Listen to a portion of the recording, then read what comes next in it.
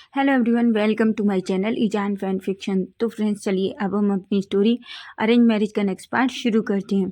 तो वहीं last part में आपने देखा था कि जब विंग ये सब कुछ देखता है वांगजी को उस ओमेगा लड़की के साथ, और वो ये कहता है कि वो अपनी ओमेगा को डिवोर्स देगा। जब ये सब कुछ विंग सुन लेता है तो वो पूरी तरीके से टूट जाता है। और वहीं जो विंग वहाँ से भाग आता है, वांगजी जो विंग के पीछे भागता है और यांगजी को वहीं छोड़कर चला आता है।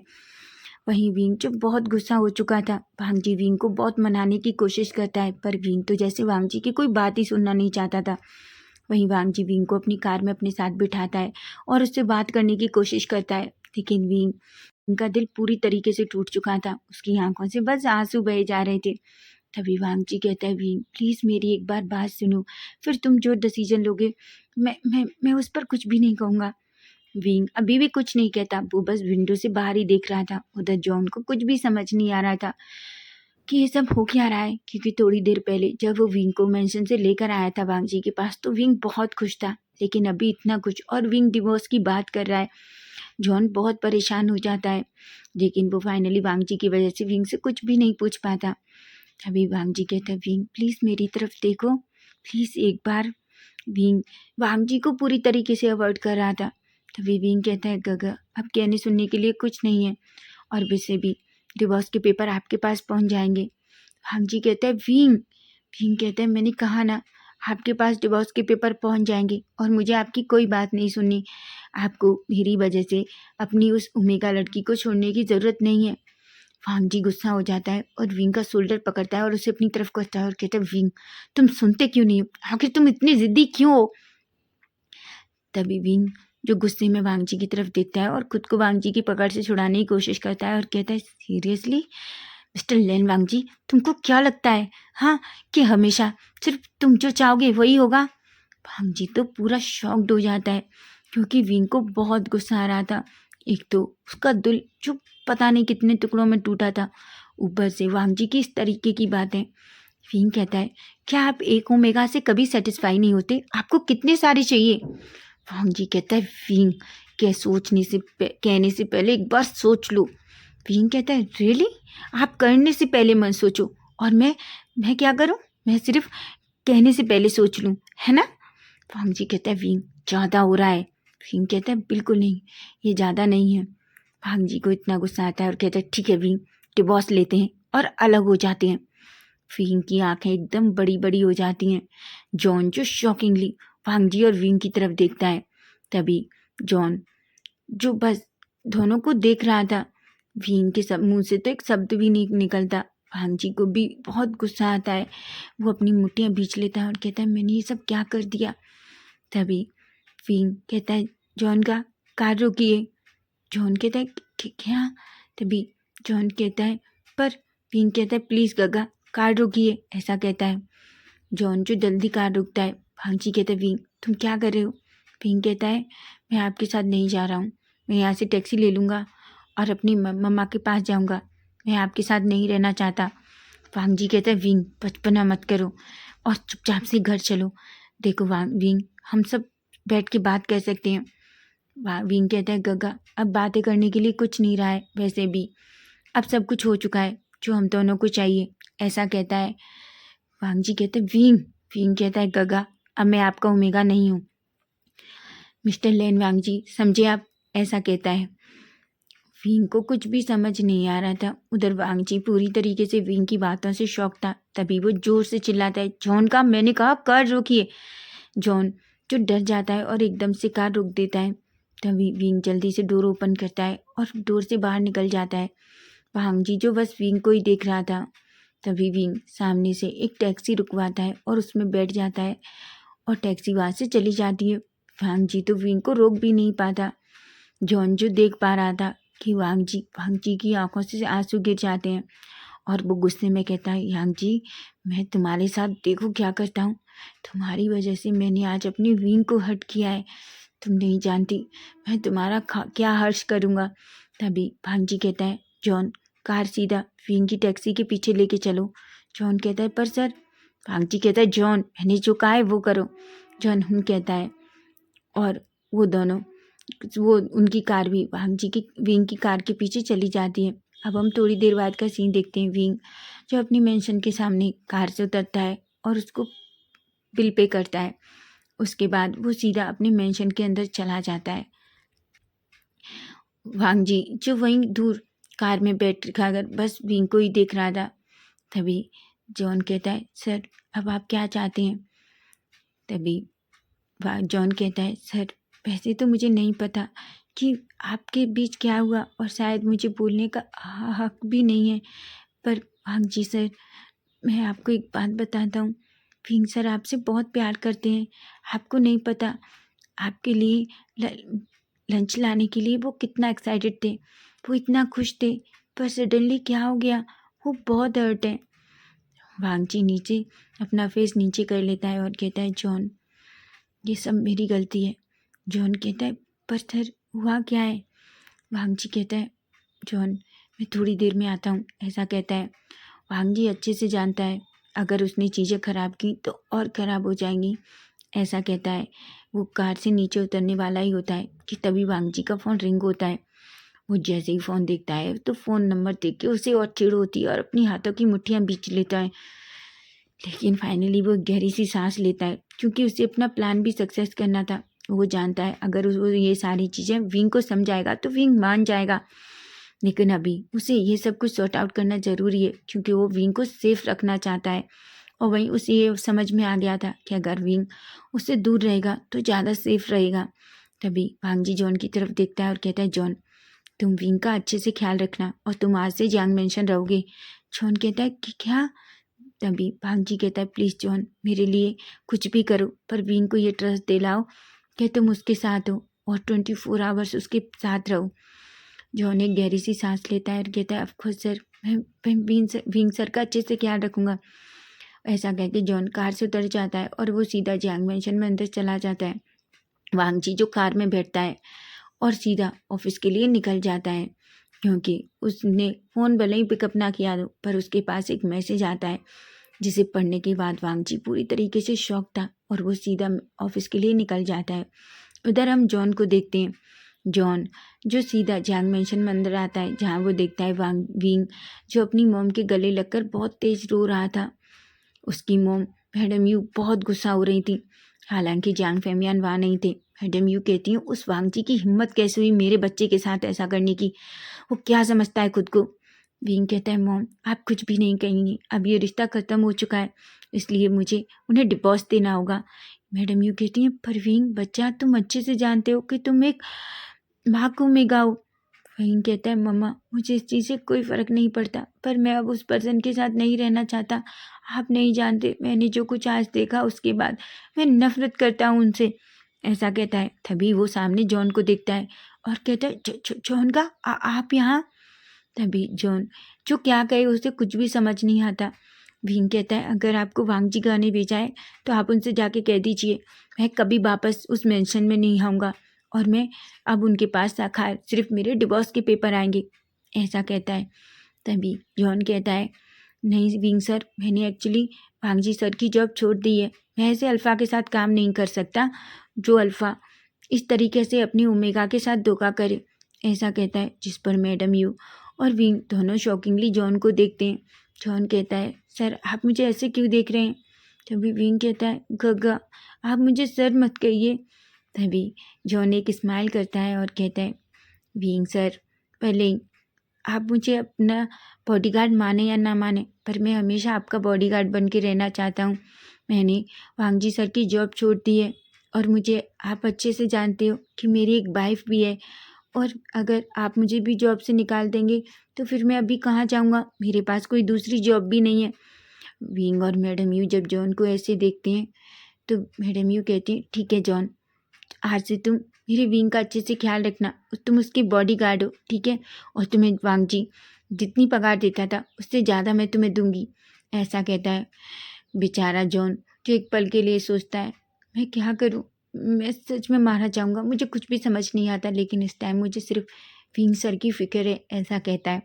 तभी वो एक स्माइल करता है और कहता है, ठीक है मैम, मैं वादा करता हूँ मैं जॉन सर का बहुत अच्छे से ख्याल रखूँगा, ऐसा कहता है। जिस पर विंग के फेस पे एक स्माइल आ जाती है।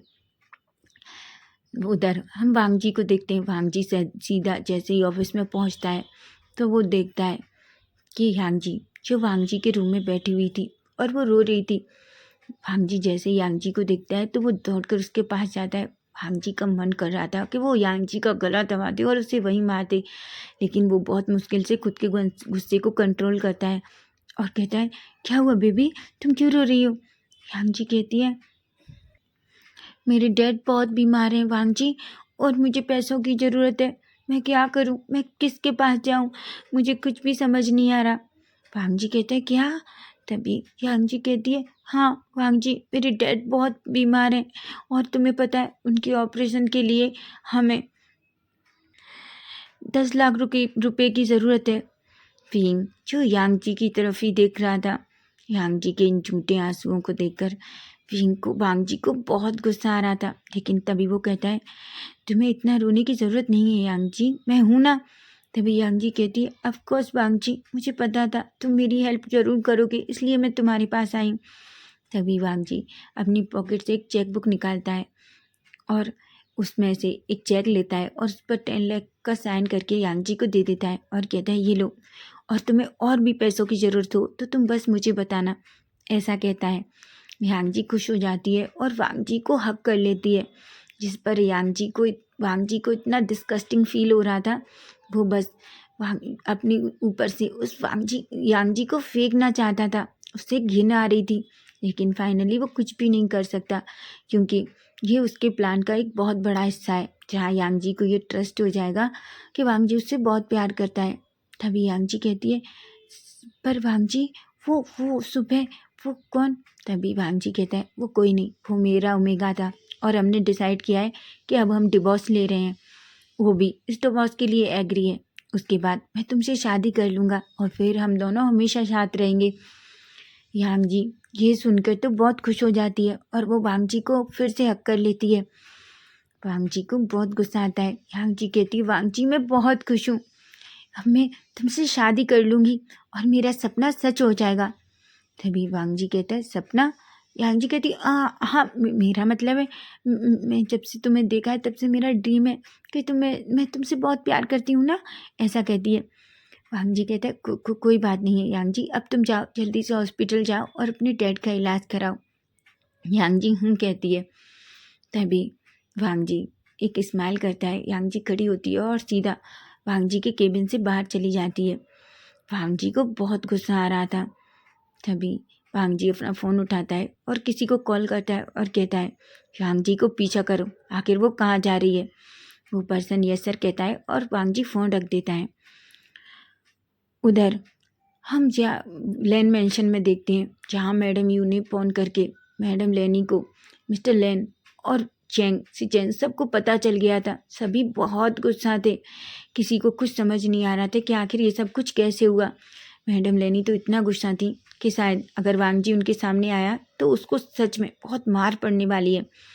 अब हम थोड़ी देर स्किप करके देखते हैं, जहाँ मैडम लेनी, चेंग, मिस्टर लेन सभी वांग जी को कॉल करने की कोशिश कर रहे थे, पर वांग जी फ़ोन पिकअप ही नहीं कर रहा था।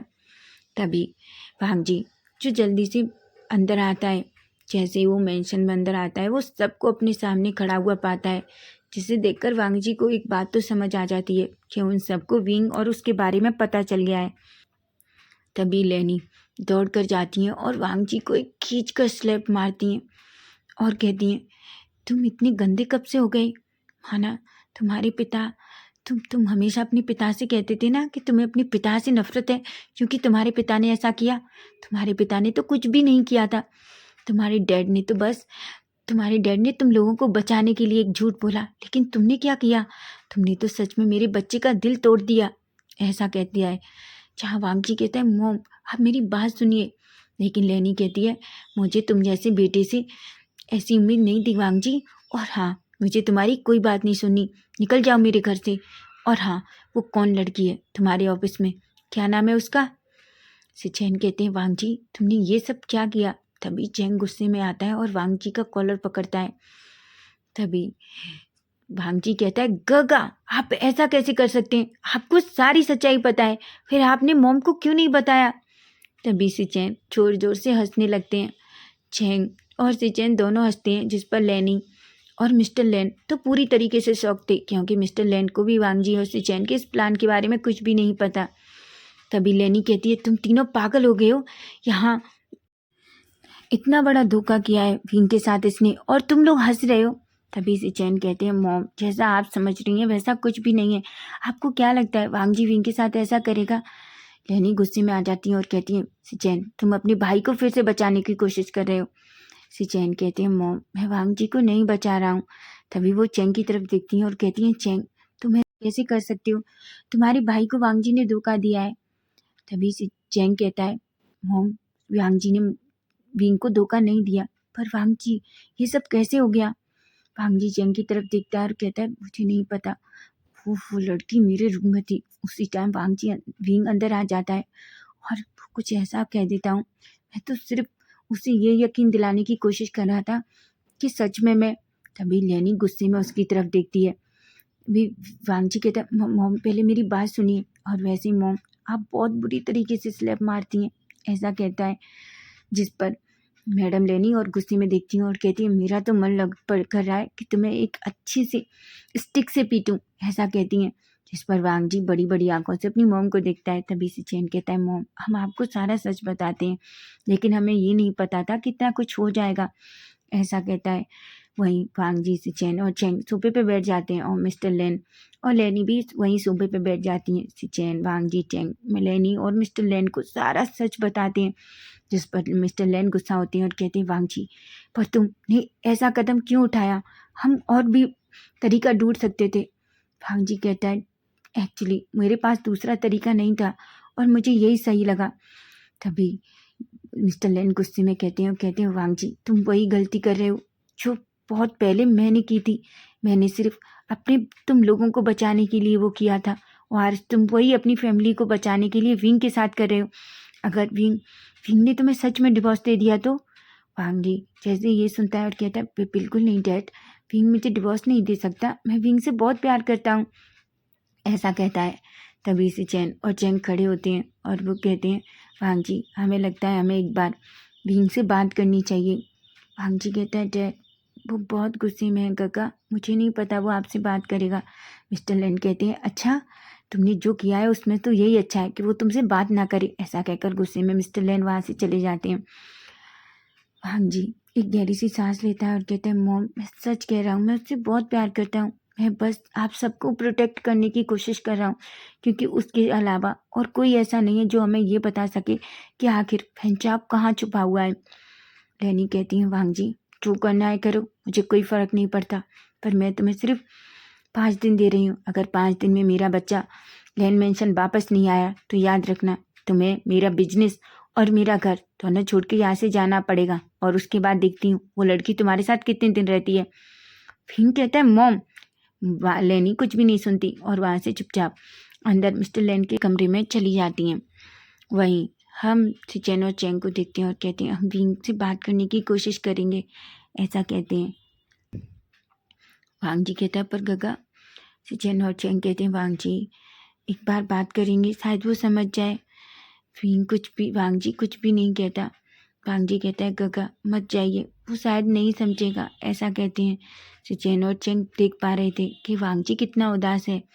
सिचेन कहते हैं, पर वांगजी कहता है, गगा मत करिए, वो उस टाइम इतना दुखी है कि शायद वो गुस्से में आपसे भी कुछ कह सकता है, और चैंग मैं नहीं चाहता कि मेरी वजह से तुम्हारा और विंग का रिश्ता भी खराब हो। मैं वादा करता हूँ मैं सब कुछ ठीक कर दूंगा, ऐसा कहता है। उसके बाद से चैन और चैंग कुछ भी नहीं करते, वो अपने रूम में चले जाते हैं और वांगजी भी अपने रूम में चला जाता है। जैसे ही वांगजी अपने रूम में एंटर करता है, उसे वो रूम ऐसा लग रहा था जैसे वो रूम उसे खाने को दौड़ रहा हो। उसे विंग की याद आने लगती है। वो वहीं सोफे पे बैठ जाता है और वहीं उसकी टेबल पर रखी हुई एक फ़ोटो को उठाता है, जिसमें विंग और वांगजी के साथ की फ़ोटो थी। वो उस फ़ोटो को देखता है और कहता है, विंग मैं तुमसे बहुत प्यार करता हूँ बच्चा, तुमने अपने गगा की बात भी नहीं सुनी और तुमने डिसीजन ले लिया कि तुम अपने गगा को डिवोर्स दोगे, पर गगा तुम्हें कभी नहीं छोड़ेंगी और ना ही गगा तुम्हें डिवोर्स देंगे, समझे। गगा अपनी बेबी से बहुत प्यार करते हैं, ऐसा कहता है। और तभी एक गहरी सी सांस लेता है और कहता है, जितना जल्दी हो मुझे ये सब कुछ सॉर्ट आउट करना होगा, नहीं तो मॉम मुझे सच में मार डालेंगी। उधर तभी वांग जी का फ़ोन रिंग होता है। वांग जी जैसे ही फ़ोन पिकअप करता है तो वो पर्सन कहता है, वो यांग जी के बारे में बताता है कि उसने यांग जी को कहाँ देखा। तभी वांग जी कहता है, ठीक है, उस लोकेशन को ट्रेस करो और जितना जल्दी हो सके मुझे अच्छे से बताओ। वो पर्सन यस सर कहता है और फ़ोन रख देता है। वांग जी के फेस पे एक स्माइल आ जाती है और कहता है, यांग जी ये सब कुछ मैं जल्दी ख़त्म कर दूंगा और फिर तुम्हारी वजह से मैंने अपने बाओबे को इतना हर्ट किया है जितना मैंने अपने बाओबे को कभी हर्ट नहीं किया, ऐसा कहता है। तो फ्रेंड्स नेक्स्ट पार्ट इसका हम कल देखेंगे कि आखिर कल क्या होने वाला है, क्या अभी सच में वांग जी को डिवोर्स देने वाला है। अगर आपको स्टोरी अच्छी लगे तो प्लीज़ चैनल को सब्सक्राइब करना, लाइक करना, अपने कमेंट के थ्रू मुझे ज़रूर बताना कि आपको ये स्टोरी कैसी लगी है। Bye bye, take care.